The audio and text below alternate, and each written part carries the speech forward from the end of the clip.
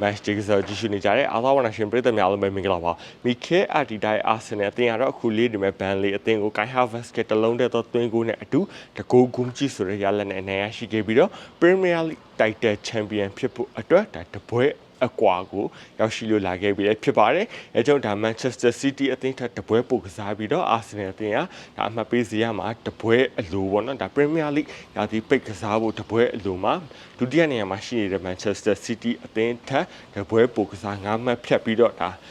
ချန်ပီယံဖြစ်ဖို့တော်တော်လေးအခြေအနေကောင်းတဲ့အနေအထားတစ်ခုကိုမီခဲအာတီတိုင်းအာဆင်နယ်အသင်းကဖန်တီးလိုက်နိုင်ပြီလည်းဖြစ်ပါတယ်ဆိုတော့ဒီဘန်လီအသင်းနဲ့ကစားတဲ့ပွဲစဉ်မှာပေါ့နော်ဒါဘန်လီအသင်းဆိုတာကပရီးမီးယားလိကနေပြီးတန်းဆင်းသွားခဲ့တဲ့အသင်းလို့ပဲဆိုအောင်ဖြစ်တယ်ပေါ့နော်တန်းဆင်းသွားခဲ့သည်ဆိုသည့်တိုင်အောင်ပဲဒီဘန်လီအသင်းနဲ့ဒီအာဆင်နယ်အသင်းတို့ရဲ့ပွဲစဉ်ကထင်းလောက်ကြီးလွယ်ခဲ့တဲ့ပွဲစဉ်ပွဲတော့မဟုတ်ဘူးအာဆင်နယ်အသင်းကနိုင်မှသာနိုင်သွားခဲ့တာပေါ့နော်တကယ်တမ်းပွဲအခြေအနေမှာကျတော့အဲ့လောက်ကြီးလွယ်လွယ်ကူကူနိုင်သွားတဲ့အခိုက်အတန့်မဟုတ်ဘူးတစ်ဖက်အသင်းစလုံးပေါ့နော်ဒါဘန်လီအသင်းဘက်ကလည်းအာဆင်နယ်အသင်းကိုထွေထူးအများကြီးတိုက်စစ်စင်ဂိုးပေါက်ကန်သွင်းမှုတစ်ချိန်တောင်မှမလုံနိုင်ခဲ့ဘူးပေါ့နော်ထိုနည်းလည်းကောင်းမဲ့တစ်ဖက်ကအာဆင်နယ်အသင်းကလည်းဒါပွဲအဆမှာတော်တော်လေ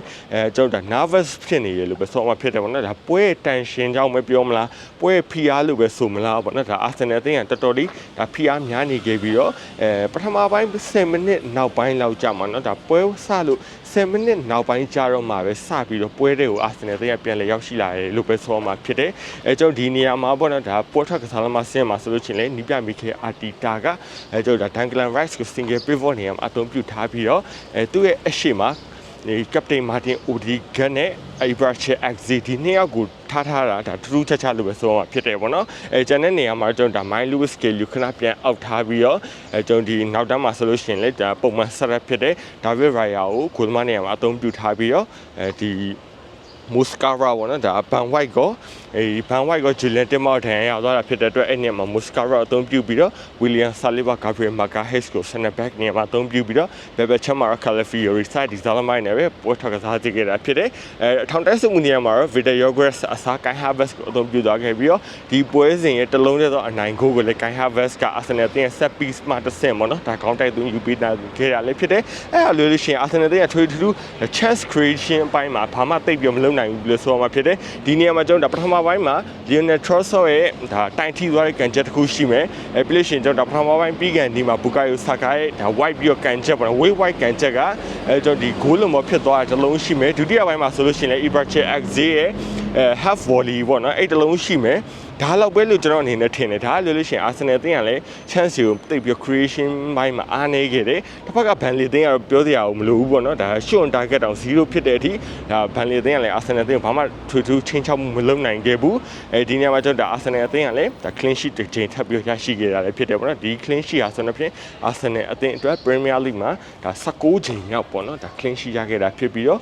Arsenal အသင်းအနေနဲ့ကျွန်တော်ဒါ 50% တော့ဆိုအောင်ဖြစ်တယ်ပေါ့နော်ဒါ38ပွဲကစားရတယ်ဒါ Premier League ဒါ season တစ်ခုမှာဒါ16ချိန်ထိတောင်မှဒါ clean sheet ရသွားပြီဆိုတော့ Arsenal အသင်းနဲ့ဒါနောက်ပွဲ Crystal Palace နဲ့ကစားမယ့်ပွဲစဉ်မှာဒါထပ်ပြီးတော့ clean sheet ရမယ်ဆိုလို့ရှိရင်ဒါပွဲ20မြောက်ပေါ့နော်ဒါတော်တော်လေးကိုဒါ Arsenal အသင်းရဲ့ defensive unit ကကောင်းမွန်တဲ့အနေထားမှာရောက်နေပြီလို့တော့ဆိုရမှာဖြစ်တယ်ပေါ့နော်ဆိုတော့ခုနဒီပွဲအကြောင်းဆက်သွားရမယ်ဆိုလို့ရှိရင် Arsenal အသင်းရော Burnley အသင်းရောဘာမှထွေထူးသိပ်ပြီးမလုပ်နိုင်ခဲ့ဘူးလို့ပဲဆိုမှာဖြစ်တယ်ပေါ့နော်ဒီနေ့မှာခုန Ibrahim Akzi နဲ့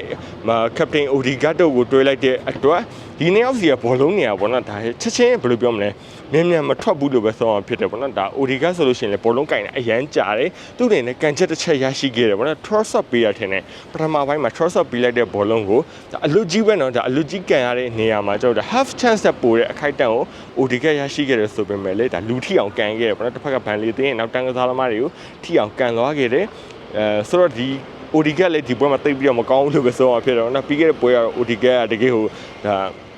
super sub လုပ်ပြသွားခဲ့တယ်ဆိုပေမဲ့ဒီနေ့ပွဲစဉ်မှာ Odegaard အနေနဲ့တိတ်ပြီးချီမပေါ်ခဲ့ဘူး Ibrahim Akzi နဲ့ Lionel Trossard ဘက်အချမ်းတော့မစိုးဘူးကောင်းတယ်လို့ပဲဆိုအောင်ဖြစ်တယ်ပေါ့နော်အဲ့ဒါလို့ရှိရင် Arsenal တင်းလည်းဘာသိမလုပ်နိုင်ဘူးဒီနေရာမှာတစ်ခုရှိတာ Kai Havertz ကဒုတိယပိုင်း68မိနစ်ဝန်းကျင်လောက်မှာပြုလုပ်ခဲ့တဲ့ဒါ form ball ပေါ့အဲ့ form ကနိုင်ငယ်တော့ controversial ဖြစ်တယ်လို့ပဲဆိုအောင်ဖြစ်တယ်ဒီနေရာမှာပေါ့နော်ဒါကွင်းလေတိုင်းလူကြီးရဲ့အရှိတက်မှာဖြစ်သွားတာလေပါမယ်ပြီးလို့ရှိရင်ကျွန်တော်ဒီပွဲရတိုက်တဲ့ challenge match game လေးဖြစ်တာကြောင့်မလို့လေပါမယ်ထင်တယ်ပေါ့နော်ဒါကွင်းနဲ့တန်လူကြီးနဲ့သူ့ရှိမှဖြစ်ခဲ့တဲ့ incident ကြောင့်မလို့ဘယ်လိုပြောမလဲKai Havertz က ဖြတ်ထုတ်မှုကဒါရည်ရွယ်ချက်မရှိဘူးလို့ပဲသူ့အနေနဲ့ထင်လာဒါမှမဟုတ်ဒါ force ပေါ့နော်ဒါအားအရန်မပြင်းထန်ဘူးလို့ပဲသူ့အနေနဲ့ယူဆခဲ့တာဖြစ်ပြီးတော့အဲ့အတွက် Kai Havertz ကိုအဝါကက်နဲ့ပဲဒါတတိပေးလိုက်တယ်ပေါ့နော်အကယ်၍များတာအဲ့နေရာမှာရုပ်ဒါအနီးကပ်ထိမယ်ဆိုလို့ရှိရင်ဒါမိနစ်90ဝန်းကျင်လောက်မှာအနီးကပ်ရသွားမယ်ဆိုလို့ရှိရင်ကျန်တဲ့မိနစ်20မှာအာဆင်နယ်တင်တရားရောနဲ့ကစားရမယ်အဲ့ဒီအချိန်မှာဘန်လီအသင်းအတွက်ပေါ့နော်ဒါတချို့သောအခိုက်အတန့်တွေကိုပြောင်းလဲသွားနိုင်တဲ့အနေအထားမှာဒါ Kai Havertz တယောက်အနေနဲ့အဝါကက်နဲ့ပဲကျင်းနေလိုက်ရတာဖြစ်တဲ့အတွက်အာဆင်နယ်တင်ရဲ့ပရိသတ်တွေတော့တော်တော်လေးစိတ်သက်သာရခဲ့တယ်လို့ပဲဆိုမှဖြစ်တယ်ပေါ့နော်အဲ့ဒီနောက်ပိုင်းမှာအာဆင်နယ်တင်ကလူစားလေးမှုတွေကိုဒါတောက်လျှောက်ပြုလုပ်သွားခဲ့ပြီးတော့အဲ့ဒီနေရာမှာကျွန်တော်ဒီဟန်ကပီဝင်လာတယ်ဖီတာဂျော့ကစ်ဝင်လာတယ်ပြီးလို့ရှိရင်မိုင်လူးစကေလီတို့ဂါဘရီယယ်မာတင်နယ်လီနဲ့မာတင်ဇူဘမန်ဒီဒီနေရာမှာပေါ့နော်ကျွန်တော်အနေနဲ့ဂါဘရီယယ်မာတင်နယ်လီကိုနည်းနည်းလေးဆော့ဆော့လေးထည့်လိုက်ရမယ်လို့တော့ထင်တယ်ပေါ့နော်ဘာလို့ဆိုကျွန်တော်ဒီပွဲပြီးကန်နေမှာဂါဘရီယယ်မာတင်နယ်လီရဲ့ဒါဟိုတန်ပြန်ကောင်းတဲ့ run ပေါ့နော်အဲ့ run တော်တော်လေးကောင်းခဲ့တယ်ဒါပေမဲ့ Kai Walker တယောက်အမိလိုက်နိုင်ခဲ့လို့ပေါ့နော်ကျန်တဲ့အသင်းတွေဆိုသေးကြပါဦးဒါ ဂါဘရီယယ်မာတင်နယ်လီရဲ့သွင်းကိုဖြစ်သွားမှာဒီနေ့မှာ Kai Walker တယောက်ရှိနေလို့ပေါ့နော်ဒါ Kai Walker ဆိုအားလုံးသိခဲ့တဲ့အတိုင်းပဲ Manchester City အသင်းမှာကစားစဉ်ကတည်းကတကယ်ကို lightning speed နဲ့ဒါပြေးနိုင်ကစားမှဖြစ်တာကြောင့်မလို့ဒါပေါ့နော်ကျွန်တော်ဒီ Gabriel Martinelli နဲ့ဂိုးအဖြစ်မရခဲ့တယ်လို့ပဲဆိုအောင်မှာဖြစ်တယ်ပေါ့နော်ဒီပွဲတစ်ပွဲလုံးခြုံသုံးသပ်ကြည့်မယ်ဆိုလို့ရှိရင်တော့ Arsenal အသင်းကဒါ CI game ကစားသွားခဲ့တယ်ပဲဆိုအောင်မှာဖြစ်တယ်သူ့အနေနဲ့လှုပ်တင်လှုပ်ထိုက်တယ်ဒါယာဂိုးတကူရအောင်ယူရတယ်ပြီးလို့ရှိရင်ကျွန်တော်အနိုင်3မှတ်ပေါ့နော်ဒါလိုအပ်နေတဲ့အနိုင်3မှတ်နဲ့တွင်ကို clean sheet ရယူသွားခဲ့တယ်ပြီးလို့ရှိရင်ဒါပွဲပြီးသွားတဲ့အချိန်မှာတော့ Arsenal အသင်းရဲ့ကစားသမားတွေရောဒါအသင်းရဲ့ဒါနီးပြအဖွဲ့ဝင်တွေအားလုံးကွင်းလေမှာဆူပြီးတော့နီးပြမိခဲ့အာဒီတာအနေနဲ့ဒါပရိသတ်တွေကိုကျေးဇူးတင်တဲ့စကားပေါ့နော်ဒါthanks for your support ပေါ့နော်ဒါပြုလုပ်ခဲ့တယ်ဒါစကားအများကြီးပြောခဲ့တယ်ပေါ့နော်ဘာလို့ဆိုတော့ကျွန်တော်ဒီ Arsenal အသင်းရဲ့ဒါနောက်ဆုံးအိမ်ဝင်းပွဲစဉ်ဖြစ်တာနဲ့အညီပေါ့နော်ဒါနောက်ဆုံးဒါပရိသတ်တွေနှုတ်ဆက်စကားဆိုခဲ့ပြီးတော့ဒါ Arsenal အသင်းကတော့ champion ဖြစ်ဖို့အတွက်ဒါပွဲတစ်ပွဲအလိုကိုရောက်ရှိလို့လာခဲ့ပြီလည်းဖြစ်ပါတယ်ဆိုတော့ဒီဗီဒီယိုကိုကြည့်ရှုနေတဲ့ပရိသတ်တွေနဲ့ဒါအာဆင်နယ်အသင်းနဲ့ဘန်လီပွဲစဉ်မှာဘယ်ကစားသမားခြေစွမ်းတွေကိုသဘောကျလဲ